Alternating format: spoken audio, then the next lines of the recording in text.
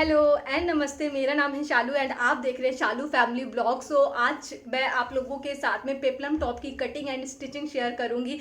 इसके पहले आप बचे हुए कपड़ों से किस तरीके से उसे रीयूज कर सकते हैं। एक भी टुकड़ा आप फेंकने की पहले 1000 बार सोचेंगे ये वीडियो पे क्लिक करना। उसमें से ही एक ये है जो मैंने बनाया है।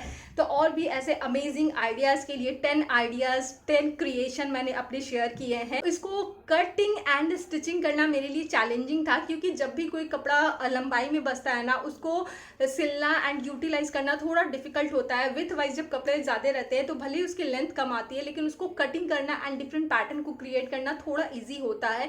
तो इसमें मैंने देखो, मैं हमेशा बोलती हूँ कि मैंने स्टिचिंग की ABCD क्लासेस कुछ नहीं ली है। बस करते करते मुझे मेरे दिमाग ने इसको कैच कर लिया। थोड़ा बहुत मैं कर लेती हूँ, थोड़ा बहुत, बहुत ज़्यादा भी नहीं। तो चलो मैं स्टार्ट करती हूँ वीडियो को एंड देखो कैसे बनाना है इसको। तो ये देखो ये फैब्रिक कैसे बचा, क्योंकि पूरा कपड़ा कंज्यूम हो गया था। लेंथ वाइज जो कपड़ा मैंने कट किया था, इस तरीके से देखो ये लेंथ में कपड़ा बचा हुआ है। देखो ये लेंथ में इस तरीके से कपड़ा बचा हुआ है। तो अगर मैं कोई पैटर्न क्रिएट करती हूँ ना, तो अगर इस तरह से भी फोल्ड करती हूँ तो इसकी लंबाई इतनी ही आएगी। मतलब कि कुछ इस तरीके का ही पैटर्न क्रिएट करना होगा इससे कि ऑल्दो ये जो कपड़ा है ना वो यूज़ भी हो जाए, एक अच्छा सा पैटर्न निकल के आए। तो देखो ये लंबाई में कपड़ा बचा हुआ है, ये थोड़ा सा कपड़ा बचा हुआ है और ये इतना कपड़ा बचा हुआ है। तो ये इन टोटल इतना कपड़ा बचा हुआ है। तो चलो कुछ क्रिएट करते हैं। तो पहले आपका जो चेस्ट साइज है उसको 4 से डिवाइड करेंगे। लाइक अगर आपका चेस्ट है 32 है, तो अगर आप उसको 4 से डिवाइड करोगे तो 8 आएगा। उसमें 1 इंच मार्जिन ले लेना है, आप उससे एक्स्ट्रा भी ले सकते हो। तो मैं यहाँ पे 36 के हिसाब से बनाती हूँ हमेशा, क्योंकि मेरे जो बैक है वो थोड़े से ब्रॉड है। 9 इंच और उसमें 1 इंच प्लस करेंगे तो 10 इंच, तो ये 20 इंच है। तो पहले इसको यहाँ से कट कर देंगे। इसको 2 फोल्ड करेंगे यहाँ से, मतलब टोटल 4 फोल्ड है। 1 2 3 4। अब जो भी आपका शोल्डर है वो ले लेना है। तो मैं 7 इंच मेरा है, तो यहाँ पे 7 इंच ले रही हूँ। और जितना शोल्डर लेते हैं आर्म होल भी उतना ही लेते हैं। तो 7 इंच मैं आर्म होल ले रही हूँ और एक लाइन इस तरह से कनेक्ट कर देंगे। अब चेस्ट साइज जो भी है, तो देखो जितना है मैं उतना मार्जिन लगा दे रही हूँ, ठीक है। फिर गले के लिए मार्क करेंगे। तो गले के लिए जो विड्थ है वो 3 इंच है और जो डेप्थ है वो फ्रंट का मैं 6 इंच रखूँगी और बैक का 4 इंच रखूँगी। फिर इस तरह से एक बॉक्स क्रिएट करेंगे, ठीक है। यहाँ पे भी क्रिएट करेंगे। और अगर आपको दिक्कत आती है गला बनाने में, तो इस तरह से तिरछा 1 इंच पे इस तरह से मार्क करना है, ठीक है। और यहाँ पे जो बैक साइड का गला है वो राउंड हम ड्रॉ करेंगे इस तरीके से। मतलब ये आपका सेंटर पॉइंट है, इससे आपको रेफरेंस की तरह रखना है। बहुत ही ईजिली आप कर लोगे। और फ्रंट का भी हम राउंड रखेंगे। अब जो भी शोल्डर रहता है वहाँ से 1/2 इंच डाउन करते हैं, जो स्लोप आता है शोल्डर स्लोप जिसको बोलते हैं, इस तरीके से मिलाएंगे। यहाँ से भी 1 इंच लेंगे, ठीक है। अब ये जो कंधा है उसका हाफ हमने लेना है, तो 3.5 इंच। अब यहाँ से आर्म होल ड्रॉ कर देंगे इस तरीके से, ये देखो। फिर 1 इंच अंदर की तरफ लेंगे और फ्रंट का आर्म होल ड्रॉ करेंगे, क्योंकि फ्रंट हमेशा बैक से डीप रहता है। अब ये टोटल कितना है मैं देखती हूँ। ये टोटल है 12.5। तो जिसमें ये पट्टी आपको दिख रही है ये मैं निकाल दूंगी या फिर इसके ऊपर ही स्टिचिंग कर दूंगी। तो ये मैं एज इट इज़ रहने दे रही हूँ और इसको इस तरीके से हल्का सा मिला देना है, ठीक है। बहुत ही सिंपल मार्किंग है, बहुत ही सिंपल। अगर आपको ये डिफ़िकल्ट लगता है तो कोई भी क्रॉप टॉप रख के उसको एज अ रेफरेंस पर्पस आप रख के कर सकते हो मार्किंग। तो चलो अब इसको कट करते हैं। बैक का आर्म होल है उसको कट करते हैं,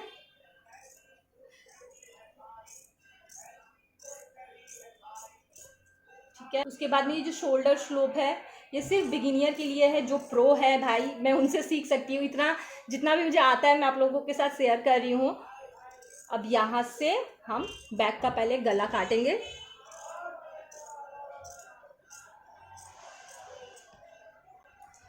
अब हम बैक का पीस निकालेंगे।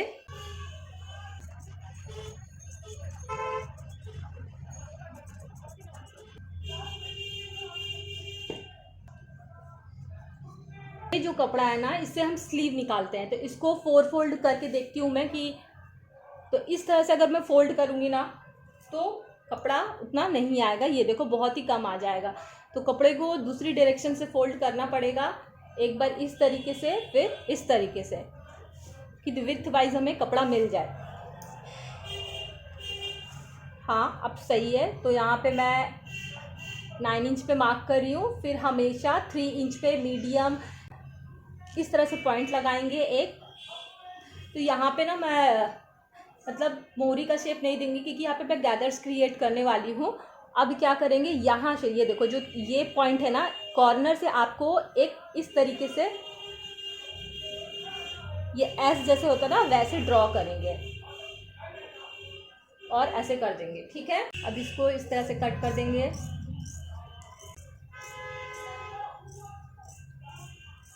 फ्रंट की गोलाई देते हैं ना, तो आपको एक बात ध्यान रखना है कि फ्रंट में जो स्लीव डीप में कट करते हैं, बात का ध्यान रखना है। पहले मेरे साथ ये बहुत प्रॉब्लम होती थी, इसलिए मैं शेयर कर रही हूँ। दोनों सीधे हिस्से एक दूसरे के फेस करते हुए रहना चाहिए। देखो दोनों राइट साइड एक तरफ है, सपोज एक स्लीव इस तरीके से है और एक स्लीव इस तरीके से, मतलब देखो राइट साइड है एक लेफ्ट साइड है, तो ऐसे में गोलाई दोगे तो वो फिर एक ही हाथ में आ जाएगा।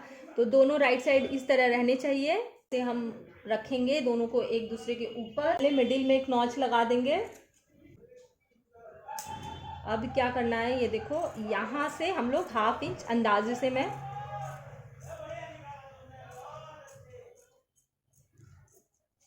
लगा दूंगी।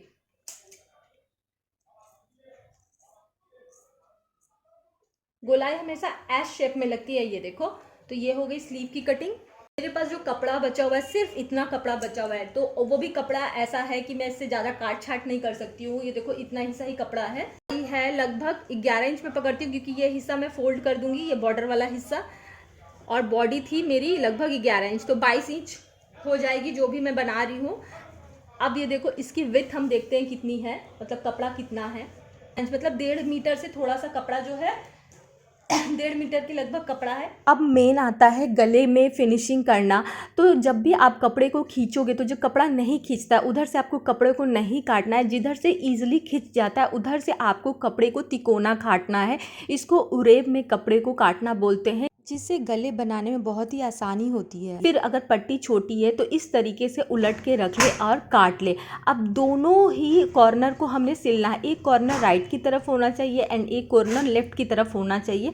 उसके बाद आप उसको सिल दीजिए, जिससे सिलने के बाद में एक सीधी पट्टी बन जाएगी। मैं बिल्कुल बेसिक चीज़ें आप लोगों के साथ शेयर कर रही हूँ। देखो एक लंबी पट्टी बन गई है और ये कितनी अच्छी तरीके से खिंच रही है, ये उरेब में पट्टी कट गई है। अब गले के ऊपर गोलाई में जब हम इस कपड़े को रखेंगे ना, तो बहुत ही इजीली सिल जाएगा। सिलने के बाद में आपको छोटे छोटे नॉचेस लगा देने हैं। अगर हम उरेब में पट्टी नहीं लेके सीधी पट्टी लेते तो गला बनाने में बहुत परेशानी होती। पहले मुझे भी ऐसा लगता था क्या ही फ़र्क पड़ता है, लेकिन चीज़ों को करते करते समझ में आता है। अब दोनों सीधी साइड को एक साथ रखेंगे एंड कंधे को जोड़ देंगे। फिर जो कंधे का सेंटर पॉइंट है उससे स्लीव के सेंटर पॉइंट को इस तरीके से मिलाएंगे। दोनों सीधी साइड एक तरफ होनी चाहिए और हम बाजू को उसमें जोड़ देंगे। बहुत ही आसानी से आपका बाजू जुड़ जाएगा। इसमें मैं थोड़े से गैदर्स डालूंगी, तो धीरे धीरे गैदर्स डालते हुए कितनी चुन्नटें लगानी है उसके अकॉर्डिंग मैं स्लीव्स को मैंने जोड़ लिया है। अब स्लीव्स का जो बॉटम है उसको मैं बिल्कुल पतली सिलाई कर रही, क्योंकि मुझे ज़्यादा मोड़ना नहीं है।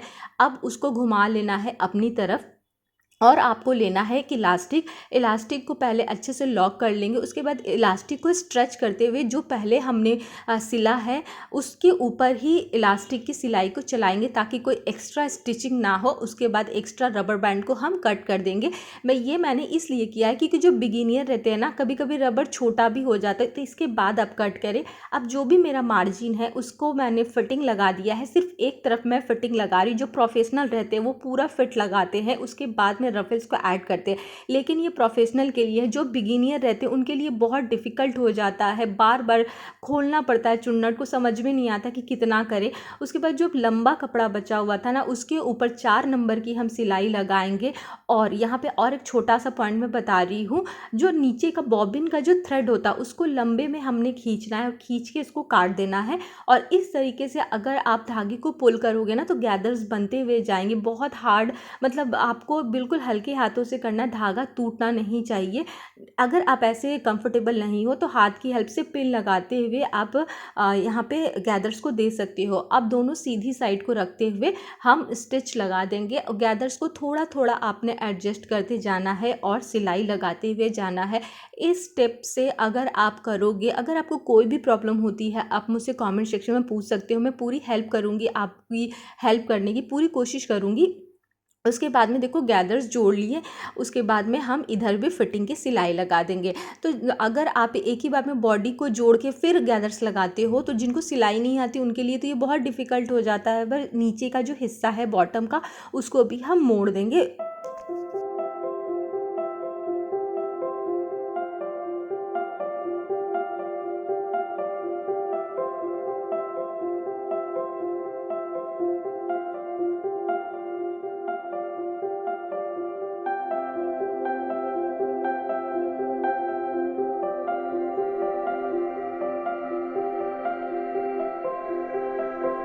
सो आई होप आप लोगों को मेरा आज का ये एफर्ट अच्छा लगा। अगर आपको मेरे छोटे छोटे एफर्ट्स अच्छे लग रहे हैं, मेरे ब्लॉग्स अच्छे लग रहे हैं, मैंने जो सीरीज स्टार्ट की है वो कुछ भी अच्छा लग रहा है, तो प्लीज़ मेरे चैनल को सब्सक्राइब करिए, वीडियो को लाइक करिए। एंड कोई वीडियो की रिक्वेस्ट है रिलेटेड होम हैक्स या फिर कुछ भी, तो आप मुझे बता सकते हो। एंड इसके बाद जो वीडियो आएगी वो रिलेटेड होम हैक आएगी, या फिर पुराने कपड़ों को मैंने डिफरेंट वे में यूटिलाइज़ किया है तो या मैं फिर वो शेयर करूँगी।